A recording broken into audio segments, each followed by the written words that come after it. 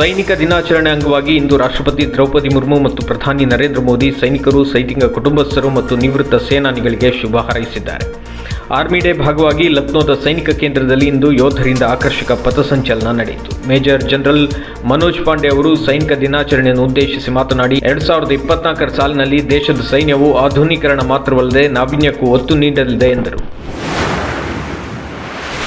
ಮಾಜಿ ರಾಷ್ಟ್ರಪತಿ ಪ್ರಣಬ್ ಮುಖರ್ಜಿ ಅವರ ಪುತ್ರಿ ಬರಹಗಾರ್ತಿ ಶರ್ಮಿಷ್ಠಾ ಮುಖರ್ಜಿ ತನ್ನ ತಂದೆಯವರ ಬಗ್ಗೆ ಬರೆದ ಪ್ರಣವ್ ಮೈ ಫಾದರ್ ಕೃತಿಯನ್ನು ಇಂದು ಪ್ರಧಾನಮಂತ್ರಿ ನರೇಂದ್ರ ಮೋದಿ ಅವರಿಗೆ ಹಸ್ತಾಂತರಿಸಿದರು.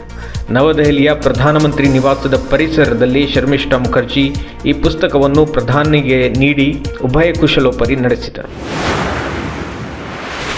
ದೇಶದ ವಿವಿಧೆಡೆಗಳಲ್ಲಿ ಇಂದು ಮಕರ ಸಂಕ್ರಾಂತಿ ಹಬ್ಬವನ್ನು ಶ್ರದ್ಧಾಭಕ್ತಿಯಿಂದ ಆಚರಿಸಲಾಯಿತು. ಮಕರ ಸಂಕ್ರಾಂತಿಯ ಶುಭ ದಿನದಂದು ದಕ್ಷಿಣ ಭಾರತದ ಪವಿತ್ರ ಶ್ರದ್ಧಾ ಕೇಂದ್ರವಾದ ಶಬರಿಮಲೆಯಲ್ಲಿ ಅಯ್ಯಪ್ಪನ ದರ್ಶನಕ್ಕೆ ಭಕ್ತರು ಸಾಲುಗಟ್ಟಿ ನಿಂತು ದೇವರ ದರ್ಶನ ಪಡೆದರು.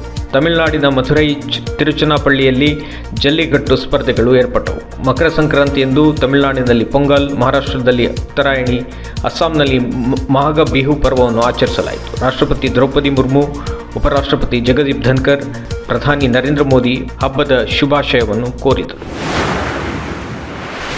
ರಾಜ್ಯ ಬಿಜೆಪಿ ಅಧ್ಯಕ್ಷರಾದ ವಿಜಯೇಂದ್ರ ಅವರು ಬೆಂಗಳೂರಿನಲ್ಲಿಂದು ಲೋಕಸಭಾ ಚುನಾವಣೆಯ ಪೂರ್ವಭಾವಿಯಾಗಿ ಭಿತ್ತಿಚಿತ್ರಕ್ಕೆ ಬಣ್ಣ ಬಳಿಯುವ ಮೂಲಕ ಸಾಂಕೇತಿಕ ಪ್ರಚಾರ ಅಭಿಯಾನಕ್ಕೆ ಚಾಲನೆ ನೀಡಿದರು. ಜನವರಿ 18ರಂದು ದಕ್ಷಿಣ ಭಾರತ ಪ್ರವಾಸದ ಮಧ್ಯೆ ಪ್ರಧಾನಿ ನರೇಂದ್ರ ಮೋದಿ ರಾಜ್ಯಕ್ಕೆ ಭೇಟಿ ನೀಡಲಿದ್ದಾರೆ ಎಂದು ಹೇಳಲಾಗಿದೆ.